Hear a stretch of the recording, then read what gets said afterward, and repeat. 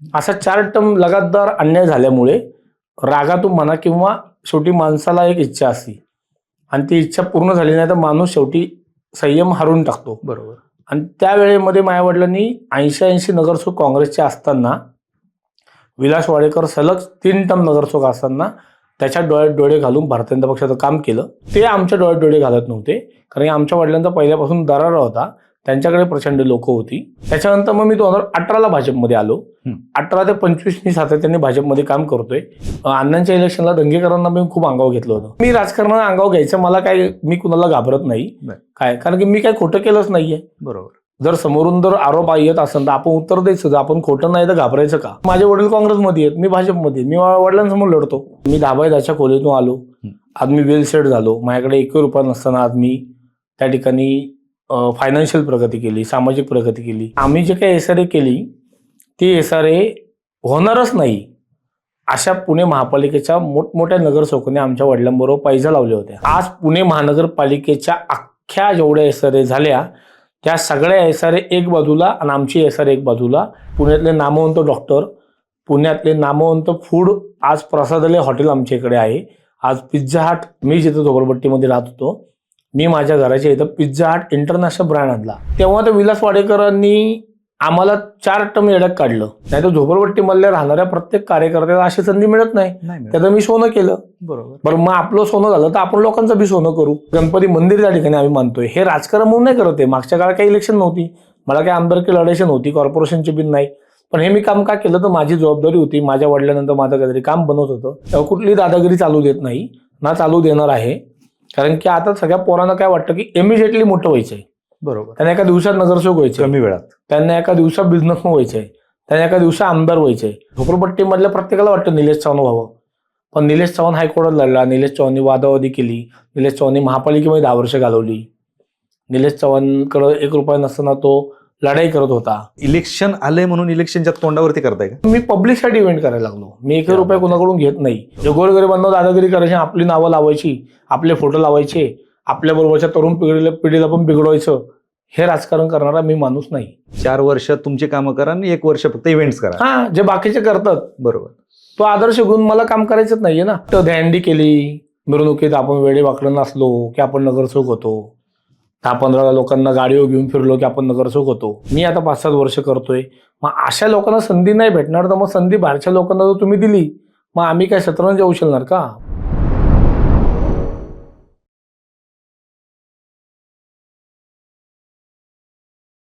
नमस्कार, मी किरण निंबोरे आणि आपण पाहताय वास्तव कट्टा. खरं तर आपल्या सर्वांना माहिती की महानगरपालिकांच्या निवडणुकांचे बिगुल वाजलेले आहेत आणि सगळीकडे एकच लगीनघाई सुरू झालेली आहे. आता याच्यामध्ये बरेच इच्छुक उमेदवार असतात, त्यांना तिकीट हवं असतं, प्रत्येकजण पक्षाकडे जात असतो. परंतु ज्या वेळेस पक्ष कामं पाहतो, पक्ष अहवाल मागतो, परंतु याच्यामध्ये पण निस्वार्थपणे कामं करणारे असे अनेक तरुण आहेत की ज्यांना राजकारणाचा जास्त गंध नसतो, परंतु त्यांच्या सामाजिक कार्यामधून ते लोकांना प्रभावित करत असतात. त्यांचे सामाजिक कार्य असतात, कुठली अपेक्षा न ठेवता ते त्यांची कामं करत असतात. भले राजकीय अजेंडा असो अथवा नसो, परंतु सामाजिक कार्य मात्र ते कधीच सोडत नाहीत.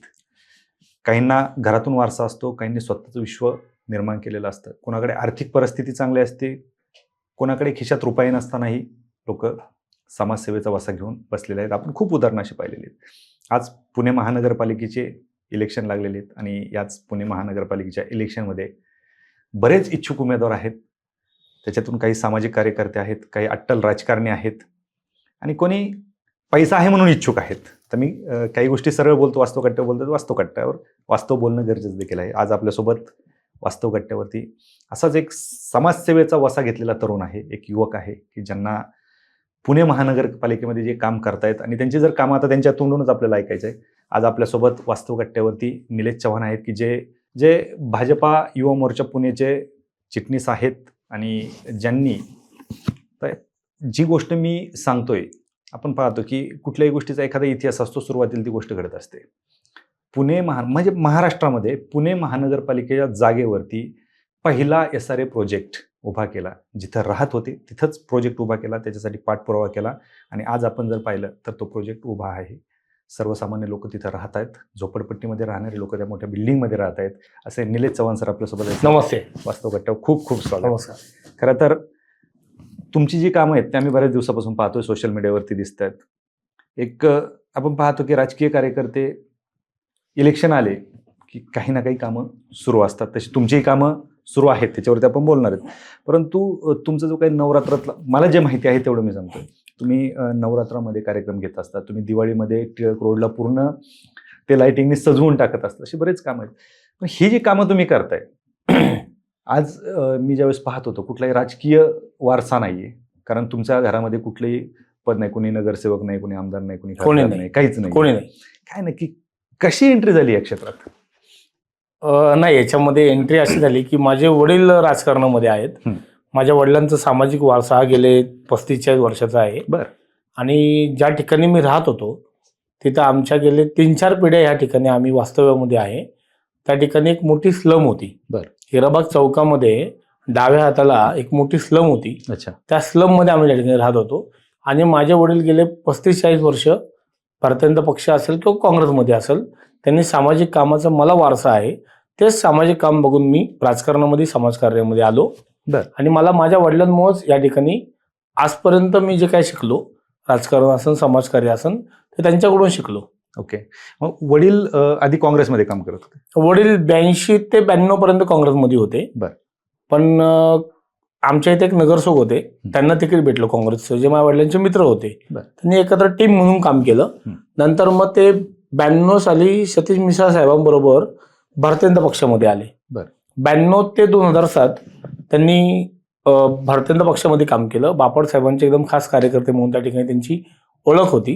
म्हणजे 92ला तिकीट मागितलं, पण नवीन असल्यामुळे बापट साहेबांनी आम्हाला दिलं नाही. 97ला तिकीट मागितलं, पण ऐन वेळेस महेश लडकत साहेबांना तिकीट दिलं. 2002ला तिकीट मागितलं, पण तो वॉर्ड 11th आवरला शिवसेनेने मागितला, म्हणून भाजपच्या माणसाचं तिकीट नाही भेटलं. 2007ला तिकीट मागितलं, तेव्हा तिकीट आम्हाला मिळण्यात जमा होतं. आणि ते तिकीट 11th आवरला शिंदे आणि मंडईमध्ये महिला आरक्षण पडलं, म्हणून माधुरीताईला त्या ठिकाणी महिला म्हणून तिकीट दिलं. आणि तिथला सिटिंग मेंबर अशोक अनपुरे साहेबांना ह्या ठिकाणी तिकीट दिलं आम्हाला, त्या आमच्या जागेमध्ये, म्हणून आम्हाला तिकीट नाही मिळालं. असा 4 टर्म लगातार अन्याय झाल्यामुळे रागातून म्हणा किंवा शेवटी माणसाला एक इच्छा असते आणि ती इच्छा पूर्ण झाली नाही तर माणूस शेवटी संयम हारून टाकतो. बरोबर. आणि त्या वेळेमध्ये माझ्या वडिलांनी 80 नगरसेवक काँग्रेसचे असताना, विलास वाडेकर सलग 3 टर्म नगरसेवक असताना त्याच्या डोळ्यात डोळे घालून भारतीय जनता पक्षाचं काम केलं. म्हणजे जे काम मुंडे साहेबांनी त्या त्या बीडमध्ये पक्ष रुजवायचं काम केलं असेल किंवा एकनाथ खडसे साहेबांनी केलं असेल, तेच काम, तेवढं छोटं काम त्यांचं प्रचंड मोठं काम आहे. मी त्यांची बरोबरी करत नाही, पण ह्या भागामध्ये झोपडपट्टीमध्ये काम करत असताना तेव्हा वाडेकर साहेबांचा प्रचंड मोठा दरारा होता. त्यांच्या डोळ्यात डोळे घालत कोणी नव्हतं. आणि ते आमच्या डोळ्यात डोळे घालत नव्हते, कारण आमच्या वडिलांचा पहिल्यापासून दरारा होता, त्यांच्याकडे प्रचंड लोक होती. आणि हे सगळं बघता बघता मी राजकारणामध्ये आलो, समाजकार्यामध्ये आलो. मला राजकारणाची, समाजकारणाची आवड लागली. बरं. आता बीजेपी मध्ये कधीपासून? मी बीजेपीमध्ये 2017ला माझ्या वडिलांनी इलेक्शन लढली आघाडीच्या वतीने, हेमंत रासने साहेबांच्या विरोधामध्ये कॉर्पोरेशनची, काँग्रेसकडून. त्याच्यानंतर मग मी 2018ला भाजपमध्ये आलो. 18 ते 25 मी सातत्याने भाजपमध्ये काम करतोय. मी पहिल्या रासने साहेबांच्या आमदारकीला प्रचंड काम केलं, परतच्या आमदारकीला काम केलं. मी लोकसभेला अण्णांचं प्रचंड काम केलं. म्हणजे मी लोकसभेला तर पहिला, अख्ख्या पुण्यात पहिला बॅनर्स आणि पहिल्या अण्णा निवडून आले 2 दिवसा पहिलेच, असं मी त्या ठिकाणी बॅनर लावलं होतं, आनंदोत्सव साजरा केला होता आणि पेढे वाटले होते. हा मी कार्यकर्ता आहे. आणि अण्णांना तेव्हा मी अण्णांच्या इलेक्शनला दंगेकरांना मी खूप अंगावर घेतलं होतं लोकसभेला. क्या बात आहे. म्हणजे एक कार्यकर्ता, कुठले राजकीय वारसा नसतानाही तुम्ही राजकारणात अंगावर घेत होते? हा, म्हणजे मी राजकारणात अंगावर घ्यायचं, मला काय, मी कुणाला घाबरत नाही काय, कारण की मी काय खोटं केलंच नाहीये. बरोबर. जर समोरून जर आरोप येत असेल तर आपण उत्तर द्यायचं. आपण खोटं नाही तर घाबरायचं का? आणि घाबरून राजकारण होत नाही. बरोबर. राजकारण ही समोरासमोर लढायची जेव्हा वेळ येते, तो आता माझे वडील काँग्रेसमध्ये आहेत, मी भाजपमध्ये, मी वडिलांसमोर लढतो. वडील काँग्रेसमध्ये? हो, माझे वडील काँग्रेसचे पुणे शहराचे सरचिटणीस आहे. जर ते काँग्रेसमध्ये आहेत तर त्यांनी त्यांचं काम करावं, मी माझं काम करतो. तेव्हा तिथं मी कुठल्याही वडील बिडील म्हणून काम नाही करत. मी पक्षाचं काम करतो, भारतीय जनता पक्षाचं काम करतो मी. मग तिथं काँग्रेसचं काम नाही करत. आम्ही राहतो एका घरामध्ये, पण शेवटी विचार वेगळे असतात. वैचारिक वैचारिक मतभेद आहे, आमचे मनभेद नाही आहेत. बरोबर. नाही, अर्थातच आपण जर पाहिलं तर राजकारणामध्ये महाराष्ट्र असो किंवा देशाच्या राजकारणामध्ये पण घरामध्ये 2-2 पक्ष हो, आहेत. शेवटी वैचारिक तुमची पातळी काय आहे आणि वैचारिक मत तुमची काय आहेत हे त्याच्यावर खूप महत्वाचं आहे. बरोबर आहे. आणि मत मारून जगण्यात काय अर्थ नाही. मन मारून जगण्यामध्ये काय अर्थ नाही आणि मत मारून जगण्यामध्ये पण अर्थ नाही. बरोबर, अगदी बरोबर. जे मनाला वाटतं चांगलं करायचं, वाईट काम करायचं नाही, या मताचं मी आहे. बरोबर, मग चांगलं काम करताना कोणी विरोध असला तर घाबरायचं नाही. बरोबर. परमेश्वर आपल्या बरोबर असतो. पण मला एक फक्त आवर्जून तुमच्याकडून जाणून घ्यायचं आहे की बऱ्याच जणांना ज्यावेळेस तुम्ही काम करत असताना जिथून काम तुम्ही सुरू केलंय तो सगळा काळ माहिती असतो, कारण तुम्ही लोकांसाठी कामं करत असतात. त्याच्या आधीचं काय स्ट्रगल आहे किंवा तुम्ही कशा पद्धतीने आलात हे लोकांना माहित नसतं. थोडंसं तेही कळू द्या. नाही, आता काय होतं, लोक फक्त चांगले गाड्या, चांगले कपडे किंवा लोक झगमगाट बघण्यामध्ये व्यस्त आहेत. बरोबर. सगळ्या क्षेत्रातले लोक. मग त्यामध्ये माझं बी असं आहे, मी 10x10च्या खोलीतून आलो, आज मी वेल सेट झालो. माझ्याकडे 1 रुपया नसताना आज मी त्या ठिकाणी फायनान्शियल प्रगती केली, सामाजिक प्रगती केली. त्या ठिकाणी भावनिक काही गोष्टींमध्ये मी काम करतोय, धार्मिक काही गोष्टींमध्ये मी काम करतोय. म्हणजे आम्ही जे काही SRA केली ती SRA होणारच नाही अशा पुणे महापालिकेच्या मोठमोठ्या नगरसेवकांनी आमच्या वडिलांबरोबर पैजा लावल्या होत्या. नगरसेवकांनी की ज्यांनी हे करणं गरजेचं होतं. म्हणजे थोडक्यात उदाहरणार्थ आमच्या इथले 3 टर्म नगरसेवक वाडेकर, जे आमच्या विरोधामध्ये, म्हणजे आमचा त्यांचा संघर्ष 1992 पासून ते 2017 साली संपला, जेव्हा आम्ही ती वस्ती डिमॉलिश केली. तोपर्यंत वाडेकर साहेब आमच्याशी हायकोर्टात लढले, सुप्रीम कोर्टात लढले, स्थानिक लेवलला लढले आणि त्यांच्याकडे कुठली लोक नव्हती. ते 2007ला पडले. त्यानंतर आम्ही ते काम चालू केलं. ते आमचे लीडर होते आणि आमचे वडील मग लीडर होते, पण शेवटी ते नगरसेवक होते. त्यांचा दबदबा होता. तेव्हा काँग्रेसचं सरकार होतं, केंद्रात होतं, राज्यात होतं, महापालिकेमध्ये होतं. म्हणजे आज जी भाजपची परिस्थिती आहे तेव्हा ती काँग्रेसची होती. आणि विलास वाडेकर स्थायी समितीला सदस्य होते. पुणे महानगरपालिकेमध्ये बोलायला उभे राहिले तर एके अधिकारी डायसवरती उत्तर देत नव्हता. एवढे हुशार विलास वाडेकरांना आम्ही चितपट केलं आणि आम्ही तो प्रोजेक्ट केला. आम्ही 15-16 वर्ष तो लोकांचा टेम्पो बिल्डर नितीन शेठ साबळे साहेबांच्या मागे ठेवला.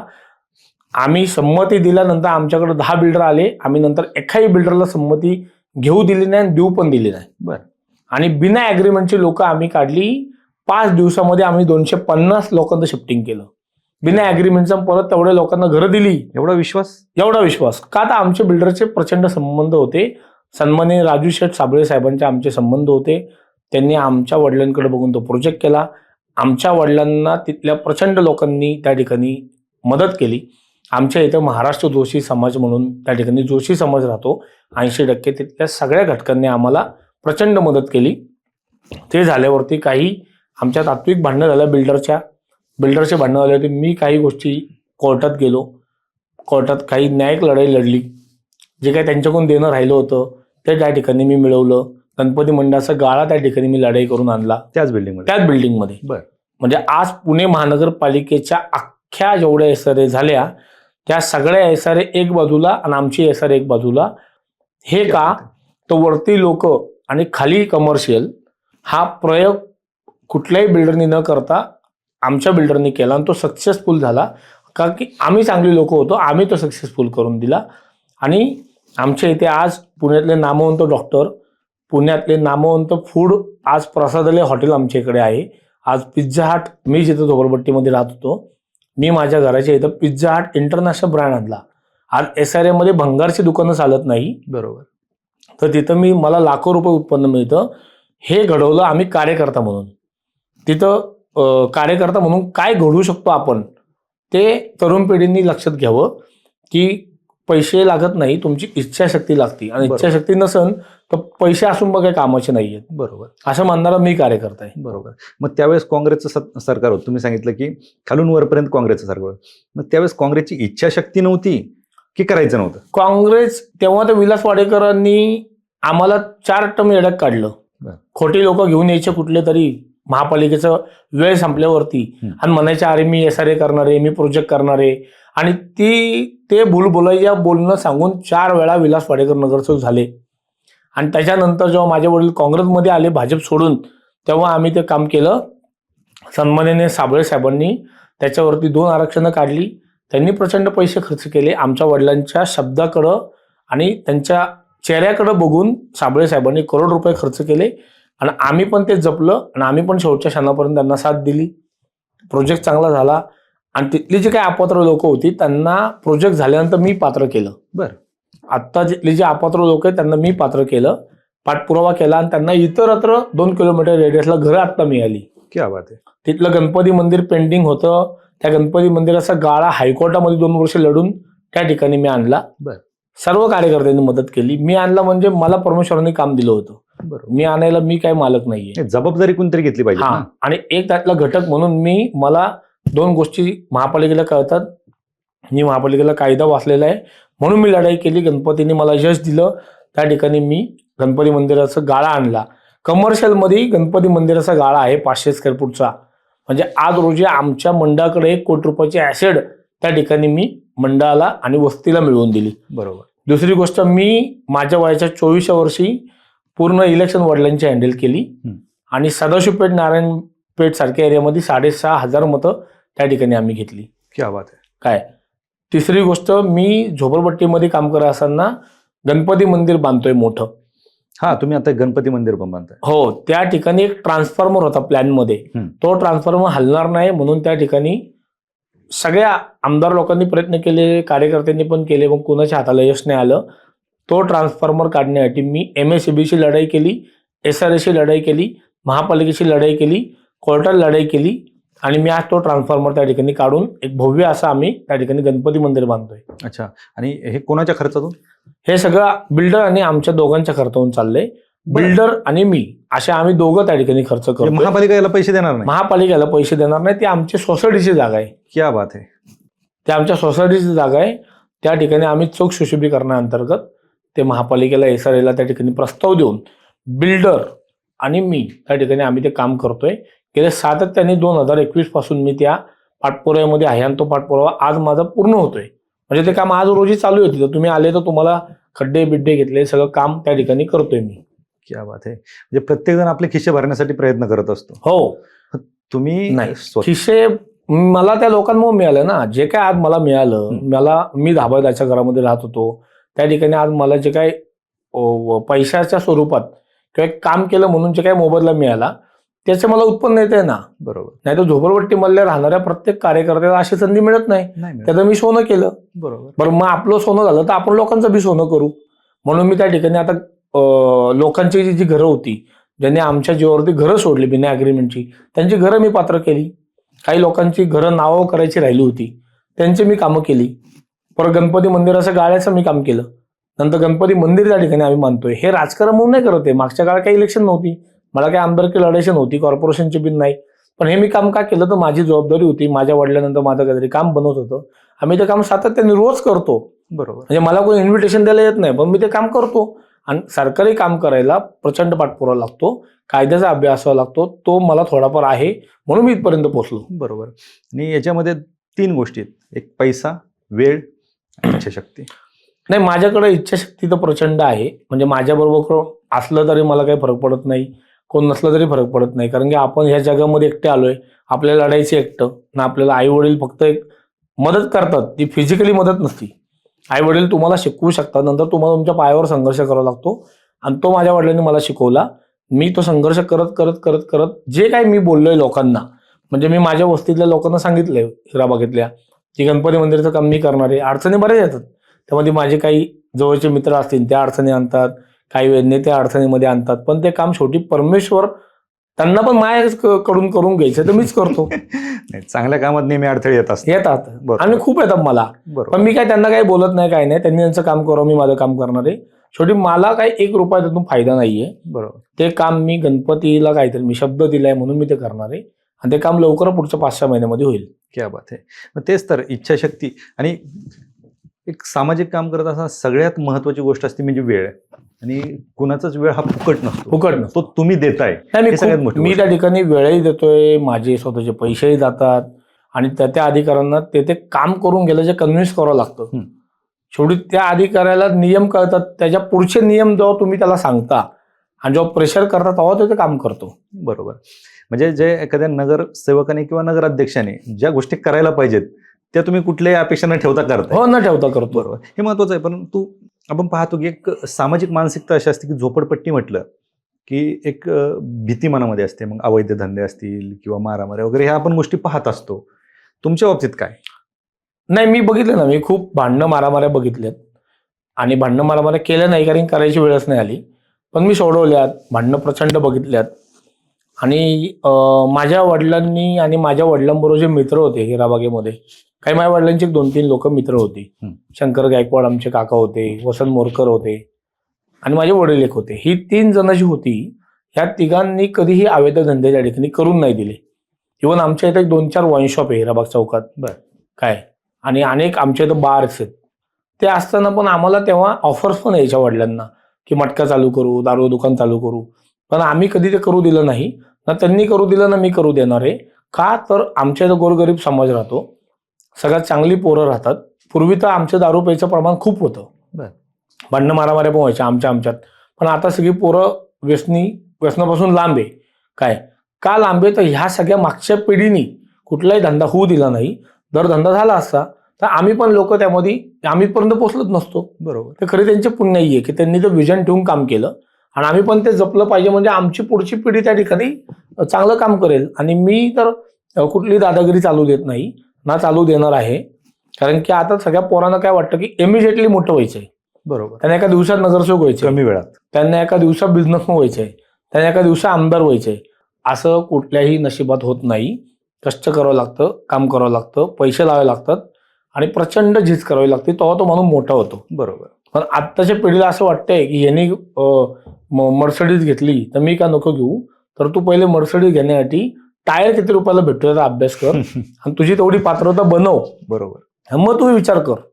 काही मर्सिडीज घेणं आणि तेवढं सोपं नाही येते. आत्ताच्या तरुण पिढीला राजकारणामध्ये यायची खूप हौस आहे. बरोबर, तर त्यांनी यांचं पहिले घर बघावं की आपली पात्रता काय आहे, आपला इन्कम काय आहे. झोपडपट्टीमधल्या प्रत्येकाला वाटतं निलेश चव्हाण व्हावं, पण निलेश चव्हाण हायकोर्टात लढला. निलेश चव्हाणनी वादावादी केली. निलेश चव्हाणनी महापालिकेमध्ये 10 वर्ष घालवली. निलेश चव्हाणकडं 1 रुपया नसताना तो लढाई करत होता. निलेश चव्हाणकडे सातत्य आहे. निलेश चव्हाण एक वेळ जेवत नाही पण पाठपुरावा करतो. हे करून तो माणूस मोठा होतो. एका दिवसात जो कोण मोठं झाला असतं सगळे अंबानी झाले असते ना. बरोबर, आतापर्यंत 60 वर्षामध्ये अंबानी एकच आहे. मासे 60 अंबानी झाले पाहिजे होते. बरोबर, एवढं सोपं असतं तर. नक्कीच कुठली गोष्ट सोपी नसते. तुम्ही खिशात रुपये नसताना लढत होतात. हो, ही खरी तुमची इन्व्हेस्टमेंट होती त्या. हो हो. मला एक सांगा, आज आपण वास्तवकट्ट्यावर बोलतोय. आज इलेक्शन ज्या वेळेस येतात, बरोबर, वास्तव उत्तर अपेक्षित. हो, देतो ना. इलेक्शन येतात आणि इलेक्शन आल्याच्या नंतर प्रत्येक जण काहीतरी प्रलोभन देत असतं. मग कोणी तीर्थयात्रा काढतं किंवा देवदर्शनाला घेऊन जातं, कुठं पिकनिकला घेऊन जातं, कुठेतरी प्रोग्राम सुरू होतात. तुम्ही पण मी पाहतोय की तुम्ही नवरात्रामध्ये प्रोग्राम पाहिले, तुम्ही टिळक रोडला दिवाळीमध्ये सुशोभीकरण करता, लाइटिंग लावता. मग हे इलेक्शन आलंय म्हणून इलेक्शनच्या तोंडावरती करताय का? नाही, मी गेल्या वर्षी बी केलं, त्याच्या गेल्या वर्षी बी केलं. नवरात्र मंडळ आमचं गेले 24 वर्ष आहे. बरं, आम्ही गेले 24 वर्ष सांस्कृतिक कार्यक्रम घेतले. आम्ही गेले 24 वर्ष वडिलांनी वही वाटप केलं. अनेक हळदी कुंकूचे कार्यक्रम केले. छत्रपती सन्मानित पुरस्कारांना त्या ठिकाणी आम्ही 5 वर्ष लगातार कार्यक्रम घेतले. बरं, आम्ही 1992 ते 1995 आम्ही सनसगाववरती राज्यातल्या मोठ्या क्रिकेट मॅचेस भरवल्या. बरं, काय नंतर मी अनेक इलेक्शन म्हणून मी काहीच केलं नाही तोंडावरती. उलट मी इलेक्शन म्हणून मी प्रबळ इच्छुक झालो असतो. इलेक्शन म्हणून जर कार्यक्रम घ्यायचे असले असते तर मी असे कार्यक्रम प्रभागात लावले असते. मी अख्ख्या प्रभागाला लाईट लावली असते ना. मी माझ्या भागात काय लाईट लावली आहे तर झोपडपट्टीतल्या लोकांना पण इव्हेंट वाटावा. आमच्या झोपडपट्टीमध्ये बी जशी सारसबागेमध्ये गर्दी होती, टिळक रोडला गर्दी होती, तशी माझ्या इथं व्हावी, माझ्या वस्तीचं नाव व्हावं आणि आमच्या इथल्या लोकांना पुण्याने आमचा एरिया बघावा, आमची बिल्डिंग बघावी, आमचं काम बघावं म्हणून त्या ठिकाणी मी ते केलं. इलेक्शन म्हणून करायचा काही संबंध नाही. मग मी याच वर्षी केलं असतं, मी गेल्या वर्षी का केलं? बरोबर, इलेक्शन म्हणून लोक 100% करतात. आता ज्यांना काहीच नसतं, आता पैसे घालवायचे कुठं? आता काय आलं, पुणे शहराच्या जागेंना खूप रेट आले. पहिले पुण्यामध्ये नॉमिनल रेट होते. पहिले पुणेच मुळात छोटं होतं. आता पुणे हे भौगोलिकदृष्ट्या मुंबई महापालिकेपेक्षा पुणे हे भौगोलिकदृष्ट्या राज्यातलं सगळ्यात मोठं शहर आहे. भौगोलिक इन्फ्रास्ट्रक्चरमध्ये 100% मुंबई असेल, आर्थिक 100% मुंबई पुढे असेल. मग आता ह्या शहरामध्ये काय झालं, या शहरामधली जी गावं आली त्याचे रेट्स वाढले, सगळ्यांकडे पैसे आले, सगळ्यांना वाटलं की आता नगरसेवक व्हावं, ग्रामपंचायत इलेक्शन लढावी, नगरपालिका लढावी. तो त्यांचा पार्ट आहे, मला त्याबद्दल काय बोलायचं नाहीये. बरोबर. पण शहरामध्ये काम करत असताना मी इलेक्शन म्हणून काही काम केलं नाहीये, तर मी कायम लोकांमध्ये काम करत आलोय. मी 24 तास माझ्या प्रत्येक वस्तीतल्या लोकांसाठी काम करतो. मग माझ्या इथले कचऱ्याचे प्रश्न असतील, स्वच्छतेचे प्रश्न असतील, माझ्या वस्तीमध्ये भांडणं असतील काय, किंवा बाकीचे इंटरनल जे काही गोष्टी असतात त्यामध्ये मी दरवेळेस चौकीला जातो, भांडणं मिटवतो. मला रात्री 2ला फोन आला तरी मी त्या ठिकाणी जातो, आग लागली तरी जातो. हे काय मी इलेक्शन म्हणून तोंडावर करत नाही, लोक 5 वर्षांनी दिसतात. बरोबर. मी रोज तिथं आहे 2 वाजेपर्यंत पोरांमध्ये. मी रोज सकाळी त्या ठिकाणी आमचा एक अप्सरा कट्टा आहे, त्या ठिकाणी रोज मी असतो. इलेक्शन म्हणून जर असलं पाहिजे होतं तर मी 4 वर्षांनी येईन ना. बरोबर. इव्हेंट करल, इव्हेंटची दुनिया आहे सगळी, मग मी काम कशाला करल. अगदी 4 वर्ष तुमची कामं करा आणि 1 वर्ष फक्त इव्हेंट्स करा. हा, जे बाकीचे करतात बरोबर. तो आदर्श घेऊन मला काम करायचंच नाहीये ना. राजकारणामध्ये काम केल्याशिवाय पर्याय नाही असं फडणवीस साहेब पण म्हणतात, अजितदादाही म्हणतात, एकनाथ शिंदे साहेब म्हणतात. मग हे कार्यकर्त्यांना कळलं पाहिजे ना. पण कार्यकर्ते आता इव्हेंटच्या मागे लागलेत. बरोबर. इव्हेंट केला पाहिजे, पण तो इव्हेंट इलेक्शनच्या तोंडावरती मी करत नाही. मी मागच्या काळात बी इव्हेंट केलेत, 25 वर्ष इव्हेंटच करत आलोय ना. बरोबर. आणि तुमच्या वडिलांचा वारसा तुमच्याकडे, हो, कारण ते पहिल्यापासून हेच करत आले ना. माझ्या वडिलांनी जे इव्हेंट केले ते इव्हेंट त्या वेळेला प्रचंड मोठे होते. बरोबर. आणि त्या वेळेस भाजपचा कुठलाही कार्यकर्ता त्या भागामध्ये कोणीच काम करत नव्हतं. अच्छा. आमच्या भागामध्ये ते माझ्या वडिलांनी प्रचंड काम केलं. ते काम बघत बघत मी मोठं आलो. मग मला कळलं की बाई इव्हेंटच केला पाहिजे. तर मग मी पब्लिकसाठी इव्हेंट करायला लागलो. मी 1 रुपया कोणाकडून घेत नाही. माझी निलेश चव्हाण कंपनी आहे, निलेश चव्हाण ग्रुप म्हणून माझी स्वतःची फर्म आहे. मला जे काही उत्पन्न येतं त्यातून मी स्वतःच्या पैशाने इव्हेंट करतो. क्या बात आहे. मी एकही नगरसेवकाला, आमदाराला, कुठल्या टपरीवाल्याला, कुठल्या दुकानदाराला, कुठल्या वाईन शॉपवाल्याला मी आजपर्यंत 1 रुपया मागितलेला नाहीये, नाही पुढे मागणार आहे. माझ्यामध्ये जो ताकद आहे मी करेल. माझी ताकद संपली मी घरात बसेल. मी कशा लोकांना गोरगरिबांना त्रास देईल. जे गोरगरिबांना दादागिरी करायची, आपली नावं लावायची, आपले फोटो लावायचे, आपल्या बरोबरच्या तरुण पिढीला पण बिघडवायचं, हे राजकारण करणारा मी माणूस नाही. क्या बात आहे. हे कुठे गेले तरुणातले हे जे तुमचे विचार आहेत, हे तरुणाईमध्ये का दिसत नाहीत? नाही, त्यांना वाटतं दहंडी केली, मिरवणुकीत आपण वेळे वाकडं नसलो की आपण नगरसेवक होतो, 10-15 लोकांना गाडीवर घेऊन फिरलो की आपण नगरसेवक होतो. तर ते ट्रेंड चालू आहे, ट्रेंड बदलतो. आणि ट्रेंड माझ्यासारखे कार्यकर्ते जेव्हा राजकारणामध्ये नगरसेवक होतील तेव्हा ट्रेंड बदलेल. बरोबर.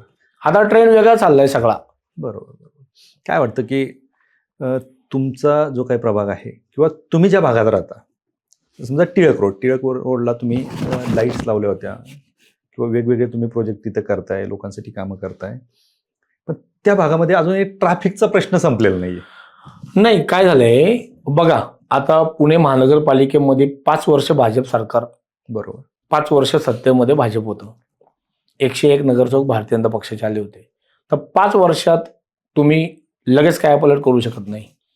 याच्या पहिले मग कोण सत्तेमध्ये होतं? याच्या पहिले ह्या ठिकाणी अजितदादा पवारांचा पक्ष सत्तेमध्ये होता. त्याच्या पहिले कलमडी साहेबांचा पक्ष सत्तेमध्ये होता. बरोबर. आता आमच्या प्रभागामध्ये सन्माननीय गिरीश बापट साहेब आमदार होते.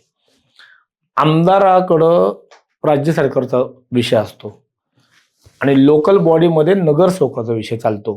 तर नगरसेवकाचं काम असतं रस्ते, पाणी आणि लाईट.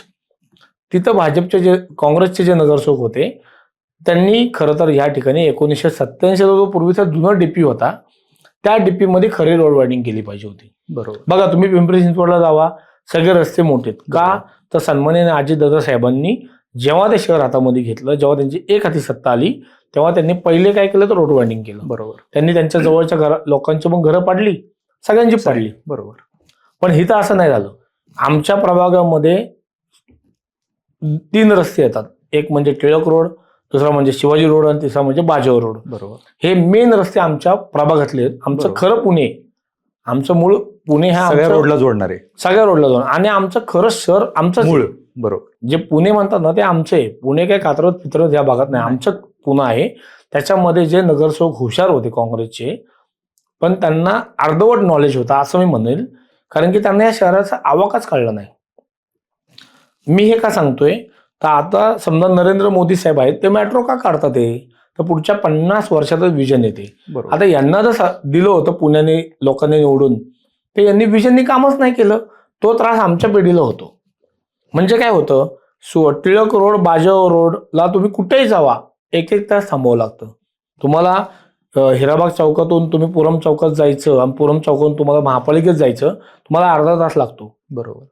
मग यांनी जर रोड वायडिंग केली असती काय, तर त्या ठिकाणी काय झालं असतं, तर आता नवीन येणाऱ्या पिढीला, आमच्या पुढच्या पिढीला किंवा तुमच्या पिढीला हे सगळं सोयीस्कर झालं असतं. अगदी. म्हणजे हे लोक सांगतात बघा, भाजपवाले काम नाही करत. अहो, तुम्ही जर पूर्वी प्रोव्हिजन केले असते तर आम्ही काम केलं असतं ना. बरोबर. तुम्ही नीट नाही काम करून ठेवलं, तीच घाण काढाय आम्हाला वेळ लागतो. काम ती करा 5 वर्षात जात नाही ना. बरोबर. आम्हाला जेव्हा आता पुणेकर परत निवडून देतील, एक हाती सत्ता असेल किंवा महायुतीमध्ये असेल, तेव्हा आम्ही रोड वायडिंगचा विचार करू. अगदी बरोबर. काय याच्यासाठी तुमचा पाठपुरावा असतो? बघा, आता पाठपुरावा आमचा बांधकाम डिपार्टमेंटला असतो. अतिक्रमण त्या ठिकाणी झाली आहेत, पतारीवाले रस्त्याच्या पुढे आलेत, अर्बन डिझाईनचा फुटपाथ त्या ठिकाणी केलाय. म्हणजे तुम्ही फुटपाथ बी करणार, त्याच्यावर परवानगी पण देणार पतारीवाल्यांना, पुढे पार्किंग पण लागणार, मग गाड्या चालणार. मग चालणार कुठून? हवेतून चालणार का गाड्या? बरोबर. आता तुम्ही 100 त्या ठिकाणी आपण इलेक्ट्रिक बस घेतोय. अहो, मॅन्युफॅक्चरिंग टू व्हीलरची एवढी होतीये, त्या जुन्या टू व्हीलर पण त्याच रस्त्यावर, नवीन टू व्हीलर पण त्याच रस्त्यावर, सगळ्या जुन्या टेम्पो तिथं, नवीन टेम्पो तिथं, जुन्या रिक्षा तिथंच, नवीन रिक्षा तिथंच. मग फुटपाथ मोठे केले आपण, मग होणार कसं? बरोबर. तर ह्याला हे बंद करण्यासाठी खरं तर रोड वायडिंग केली पाहिजे. जर रोड वायडिंग नसेल तर जे पतारीवाले आहेत अनधिकृतपणे बसलेले त्यांना काढलं पाहिजे, किंवा जे कोण लिगल आहेत त्यांना एक ठिकाणी इतरत्र हलवलं पाहिजे. शेवटी ट्रॅफिकची समस्या प्रचंड मोठी आहे. म्हणजे ट्रॅफिकमुळे कधी कुणाचा घात होईल आणि कधी कुणाचा हात तुटेल, पाय तुटेल. रोज जीव हातात मुठीत घेऊन त्या ठिकाणी चालावं लागतं आणि सगळं चुकीचं आहे. बरोबर. आता ह्या सगळ्या गोष्टी होत असताना आज तुम्ही कामं करत आलात. कामं करत असताना तुम्हाला बरेच अनुभव पण आले असतील, पण ह्या अनुभवातून आता तुमचं पुढचं व्हिजन काय नाही, माझं विजन आहे, जर मला महापालिकेमध्ये जायला संधी मिळाली किंवा नाही जरी मिळाली तरी माझं विजन असं आहे की मी पहिले म्हणजे काय करेल की पुणे महानगरपालिकेत ज्या काय कुठल्या प्रभागात जागा आहेत, मध्ये चिल्ड्रन प्लेग्राऊंडच्या असेल, भवनच्या असेल किंवा इतर कुठल्या डिपार्टमेंटच्या असेल, ती पहिले त्या ठिकाणी मी घेऊन मी अभ्यासिका काढेल. मी पुणे शहर हे शिक्षणाचं माहेरघर आहे. पुण्यासारखं शिक्षण महाराष्ट्रात कुठे नाही. तर मी आमच्या सदाशिवपेठ, नारायणपेठमधल्या UPSC MPSC जे पुणे शहरामध्ये बिचारे मुलं येतात, मी त्यांना कसा फायदा होईल आणि माझ्या मूळ पुणेकरांना कसा फायदा होईल, तर मी गार्डन्स करणार नाही. ऑलरेडी खूप मोठी बाग आहे आमच्याकडे. बरोबर. आमच्याकडे खूप बागा आहेत, त्या फक्त पडून राहतात. ते देखभाल दुरुस्ती करायला हजारो कोटी रुपये खर्च होतात. ते न करता मी भवनच्या माध्यमातून आमच्या बजेटमधून पुणे शहरातल्या लोकांच्या पैशातून एक मोठं अभ्यासिका काढेल. बरं. मी हायटेक अभ्यासिका काढून त्या ठिकाणी जी खेडेगावातली मुलं येतात आणि माझ्या शहरातली जी मुलं आहेत त्यांना मी फ्री ऑफ कॉस्ट म्हणा किंवा अल्प दरामध्ये त्या ठिकाणी राहण्याची आणि अभ्यास करण्याची सुविधा त्या ठिकाणी पहिली काढेल. हे केल्यामुळे असं होईल की आज ती मुलं UPSC MPSC जिथं ज्या वाड्यामध्ये जे राहतात, ज्या बिल्डिंगमध्ये राहतात, तिथला ट्रॅफिकचा प्रश्न सुटेल. बरोबर. ही नवीन बिल्डिंग केली तर त्यांना तिथं गाड्या पार्क करता येतील, राहीन, सगळं करता येईल आणि त्याचं उत्पन्न पुणे महापालिकेला भेटेल. बरोबर. हे माझ्या डोक्यामध्ये विजन आहे. माझ्या डोक्यामध्ये रस्ते खोदायचे आणि पैसे खायचे किंवा डांबरीकरणाचे रस्ते सिमेंटचे करायचे, ते झाले आमच्याकडे सगळे. बरोबर. हे केले, गिरीश बापट साहेबांनी केले, रत्ने साहेबांनी केले, मुक्ताताईंनी केले, अनेक नगरसेवकांनी केले. पण ज्या जागा मोकळ्या आहेत त्या जागा नगरसेवकाच्या ताब्यात न ठेवता त्या जागा मी सगळ्या खाली करून तिथे मी हा प्रोजेक्ट 100% करेल. क्या बात आहे. तर आता यासोबतच तुम्ही केलेल्या कामांवरती पण बोलूयात. आणि तत्पूर्वी मला एक हे जाणून घ्यायचं की तुम्ही नवरात्रामध्ये जो काही उपक्रम राबवता, मला वाटतं गेले 24 वर्ष झाले तुम्ही तर राबवता. काय कन्सेप्ट असतील, कशी सुचली? नाही, आमच्या इथे वस्तीमध्ये 2-3 मंडळ आहेत आणि माझ्या वडिलांनी असंच आमच्या इथे एक 2-3 महिला होत्या, त्यांनी सांगितलं की भाऊ आपण देवी बसू. आणि माझ्या वडिलांना तेव्हा पैसे नव्हते. मग असे ते 50-100 रुपये काढून लोकांकडून एक 2-3 हजार रुपये काढून माझ्या वडिलांनी देवी विकत आणून आम्ही सगळ्यांनी देवी बसवली. आणि मग ते बसवल्यावर लिंबू चमचा असेल, तेव्हाचे खेळ सांगतो तुम्हाला, लिंबू चमचा, मल्लखांब काय आणि छोटे छोटे उपक्रम त्या ठिकाणी आम्ही नवरात्राच्या माध्यमातून केले. आणि मग आम्ही नंतर मग महाराष्ट्राची लोकधारा अशा अनेक त्या ठिकाणी आम्ही सांस्कृतिक कार्यक्रम घेतले. ते करताना मग आम्ही होम मिनिस्टरचा कार्यक्रम घेतला. आम्ही त्या ठिकाणी महिलांसाठी कार्यक्रम घेतले. हे करत करत करत बघत बघत मी तो इव्हेंट मोठा केला. मग मी होम मिनिस्टरचे मोठे इव्हेंट घेतले 2 वर्षापूर्वी. आता मी माझ्या ह्या वयामध्ये तर खूप इव्हेंट केले. आणि मग गेल्या वर्षी मला असं वाटलं की आपण चांगला इव्हेंट करावा, म्हणून मी गौतमी पाटीलला बोलवलं. तो कार्यक्रम काय झाला नाही, प्रशासनाने करू दिला नाही. ती माझी चूक होती, ती नंतर माझ्या लक्षामध्ये आली. आणि नंतर मग मी परत होम मिनिस्टरचा कार्यक्रम घेतला. असे मी चांगले इव्हेंट केले सगळे. मी नवरात्रामध्ये आरोग्य शिबिर घेतलं, चष्मे वाटप घेतलं, मोतीबिंदूचे ऑपरेशन केले 16 लोकांचे फ्री ऑफ कॉस्ट. रक्तदान शिबिर घेतलं. हा नवरात्राच्या माध्यमातून मी एक नवीन इव्हेंट चालू केला. अच्छा, काय वाटतं तुम्हाला ह्या सगळ्या एवढ्या गोष्टी तुम्ही करताय, कुठलंही पद नाही म्हणण्यापेक्षा घरामध्ये कधी कोणी नगरसेवक नाही, हे सगळे कामं तुम्ही करताय, शून्यातून झोपडपट्टीतून तुम्ही वरती आलात, संधी मिळेल? संधी मिळेल नाही मिळेल हा शेवटी पक्ष ठरवतो. भाजपमध्ये पक्ष संघटना ठरवती, कोर कमिटी ठरवती, कार्ड कमिटी ठरवती की कुणाला संधी द्यायची नाही द्यायची. भाजप असा पक्ष आहे की तिथं सामूहिक निर्णय घेतला जातो. तो काय काँग्रेस नाही की याला सांगितलं, कलमडी साहेबांच्या घरातून चिठ्ठी यायची की तो स्टँडिंग कमिटी अध्यक्ष व्हायचा, तो कुठल्याही कमिटीचा अध्यक्ष व्हायचा. भाजपमध्ये असं होत नाही. मी उमेदवारी मागितली आहे, माझं काम आहे, माझ्याकडे स्वतःकडे 1500 मतं आहेत, म्हणजे माझ्याकडे स्वतःकडे 1500 मतं आहेत, माझ्याकडे 200 कार्यकर्ते आहेत जे माझे आहेत. मला पेड लोक आणायला लागत नाही. आणि मी काम केलंय माझ्या वडिलांच्या बेसवर. पूर्वी माझ्या वडिलांचा बेस होता भाजपचा आणि मी नंतर भाजपमध्ये आलो. मी पण काम केलं. संधी मिळेल नाही मिळेल माहीत नाही, पण मला संधी भेटली नाही भेटली तरी मी काम करत राहणार आहे. मी संधी भेटोय म्हणून कामच नाही केलं ना. बरोबर, लोक संधी भेटोय म्हणून तडफड काम करतात, तसं मी करत नाहीये. मी काम करतोय. आणि मी करण मिसाळांबरोबर युवा मोर्चामध्ये खूप काम केलं. मिसाळ फॅमिलीचं तुमचं रिलेशन खूप चांगलं आहे असं पण ऐकायला भेटतं. हो, नाही, सतीश शेट्टी खूप आम्हाला मदत केली. सतीश मिसाळ साहेबांनी आम्हाला पूर्वी मदत केली, माझ्या वडिलांच्या मागे उभे राहिले. आणि जेव्हा माझ्या इथं नगरसेवक विलास वाडेकर होते तेव्हा काही मोठे गँगस्टर आमच्या इथं होते आणि ते गँगस्टर माझ्या वडिलांना त्रास द्यायचे. तेव्हा मिसाळ साहेबांनी मध्यस्थी केली आणि मिसाळ साहेबांनी त्यांना तंबी दिली. त्याच्यानंतर मग त्यांनी कधी आम्हाला त्रास नाही दिला. आणि आम्ही मिसाळ साहेब आमच्या इथं नगरसेवक होते 2002ला. आम्ही खूप काम केलं साहेबांचं. आणि आमचे फॅमिली संबंध त्या ठिकाणी सतीश शेठ आमच्या घरी तेव्हा रोज यायचे.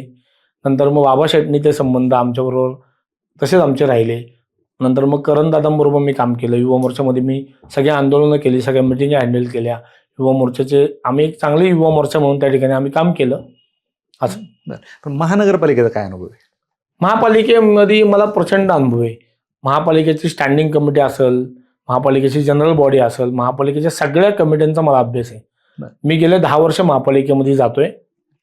महापालिकेतले सगळे डिपार्टमेंट, महापालिकेतले सगळे HOD, महापालिकेतले बऱ्यापैकी सगळे इंजिनियर मला ओळखतात. कारण की माझा महापालिकेतला प्रचंड अभ्यास आहे. आणि मला हे शहर कसं चालतं, ह्या शहराच्या 2 लाखाच्या बजेटपासून 200 कोटी बजेटपर्यंत मी अख्खा प्रवास बघितलाय. क्या बात आहे. एक थोडंसं तुम्ही मगाशी गँगस्टरवरती बोलले, त्याच्यामुळे एक प्रश्न विचारतो की नेहमी आपण पाहतो की बातम्या वाचतो आम्ही की कोयता गँग, इथं कोयत्याने हल्ला झाला, तिथं कोयत्याने हल्ला झाला. आणि बऱ्यापैकी वेळा असं होतं की पुढे लिहिलेलं असतं या झोपडपट्टीत हल्ला झाला किंवा या झोपडपट्टीतल्या मुलांनी हल्ला झाला. प्रत्येक वेळेस अशी झोपडपट्टीची इमेज निगेटिव्ह का असते? नाही, काय झालंय, आता झोपडपट्टीमध्ये शिक्षण नसतं, झोपडपट्टीमध्ये व्यवसाय नसतो, झोपडपट्टीमधल्या पोरांची बैठक नसते चांगल्या मुलांबरोबर. झोपडपट्टी म्हणलं की त्या पोराला कोण घेतच नाही जवळ. म्हणजे आपण चांगल्या शाळेमध्ये असून तिथं झोपडपट्टीतल्या मुलांनी ऍडमिशन घेतलं तर अरे इथे ऍडमिशन नको. तर असं लोकांनी न बघता लोकांनी त्या पोरांना त्या ग्रुपमध्ये घ्यावं, लोकांनी त्यांच्या बैठकीला त्यांना घ्यावं, त्यांना सुधारायला चान्स द्या तुम्ही. ह्या मताचं मी आहे. त्या मी पण झोपडपट्टीमधून आलोय. झोपडपट्टीमधली मुलंही मोठे होतात ना. आता मोठे क्रिकेटपट्टू कुठून झाले? कॉलनीतून नाही झाले, झोपडपट्टीमधून झाले. प्रत्येक खेळाचा एक हुनर झोपडपट्टीमधून निघतो, तसं राजकारण पण निघतो. आता झोपडपट्टीमध्ये रमेश बागवे पण नगरसेवक झाले, आमदार झाले, मंत्री झाले. झोपडपट्टीतल्या मुलांना तुम्ही चांगल्या सुशिक्षित लोकांनी संधी द्या, त्यांना समूहामध्ये घ्या, म्हणजे त्या मुलाचे विचार बदलतील, बैठक बदलेल. जर तुम्ही त्याला बैठकीतच नाही घेतलं आणि त्याला जर तुम्ही ऍक्सेप्ट नाही केलं तर तो बदलणारच नाही. हे करण्यासाठी माझा सातत्याने प्रयत्न असतो. मी आमच्या इथल्या मुलांना म्हणतो की आपल्याला गणपती मिरवणूक नकोय, तर आपण त्याच्या बदले ते पैसे आपण आपल्या इथल्या मेंटर्सला टाकू. बर. म्हणजे आपल्या सोसायटीचं मेंटेनन्स होईल. आपल्याला लिफ्ट जर बंद पडली तर आम्हाला जिने जावं लागतं. हे सगळं आमच्या मुलांच्या लक्षामध्ये येत नाही. म्हणून मी माझ्या खर्चातून आमच्या हिराबागच्या SRAच्या बिल्डिंगच्या वरती निलेश चव्हाण ग्रुपच्या माध्यमातून मी सोलर पॅनल बसवतोय कायमस्वरूपी स्वखर्चातून. क्या बात आहे. मी सगळ्या खर्चातून केल्या आजपर्यंत. म्हणजे मला जसं समजतंय तसं मी माझ्या पैशातूनच काही ना काही करायचा प्रयत्न केलाय आणि त्याचा बेनिफिट येऊ नाही येऊ मी ते करत राहीन. राजकारणासाठी करतच नाहीये. राजकारण हा एक माझा हॉबीचा विषय. राजकारण हा माझा धंदा नाहीये. बरोबर. नाही, कारण परंपराच घरामध्ये समाजसेवेची, तोच वसा घेऊन तुम्ही पुढे काम करताय. आणि खरं तर कुठलंही पैशाचं राजकारण, जातीचं राजकारण किंवा मतांचं राजकारण, मतांची जुळवणी हे न पाहता जर तुमच्यासारख्या विचारधारेच्या लोकांना जर खरं प्रशासन चालवण्याची संधी दिली, मग ते भले महानगरपालिका असो किंवा ग्रामपंचायत असो, कुठेतरी अशा विचाराची जर लोक तिथे गेली तर निश्चित देश सुधारायला वेळ लागणार नाही. हा बरोबर आहे ना. पण आता काय आलंय, आता भारतीय पक्ष असेल किंवा कुठलाही पक्ष असेल, प्रत्येक पक्षाला मोठं व्हायचं असतं, प्रत्येक पक्षाला ताकद वाढवायची असती. म्हणून ते जुने दिवस विसरले नाही पाहिजे नेत्यांनी पण आणि पक्षांनी पण. बरोबर. म्हणजे माझ्या वडिलांनी 20 वर्ष पक्षाचं प्रामाणिक काम केलं. मी आता 5-7 वर्ष करतोय. मग अशा लोकांना संधी नाही भेटणार तर मग संधी बाहेरच्या लोकांना जर तुम्ही दिली, मग आम्ही काय शतरंज उचलणार का? म्हणजे आमच्या वडिलांनी शतरंज उचलल्या, ते वैतागले, ते काँग्रेसमध्ये आले. परत आम्ही प्रामाणिक आमचे पैसे लावून काम करतोय. कुठलेही तुमच्याकडे वर्गणी मागत नाही, काही नाही. असं असताना तर आम्हाला पण ह्या वयामध्ये संधी नाही मिळणार. मग आमचे दात पडलं संधी मिळणार का आम्हाला? संधी मिळणार कधी? बरोबर. मग प्रामाणिकपणाला किंमतच नाही का? किंमतच नाही. प्रामाणिकपणाला किंमत जर असली असती तर माझ्या वडिलांना मागच्या काळात तिकीट मिळालं असतं. बरोबर. तरी हे सगळं विसरून मी परत भाजपचं काम चालू केलं, प्रामाणिक काम चालू केलं आणि वेगळ्या पद्धतीत काम चालू केलं. आणि असं असताना जरी आता पण नाही संधी भेटली, मग संधी कधी भेटणार? बरोबर.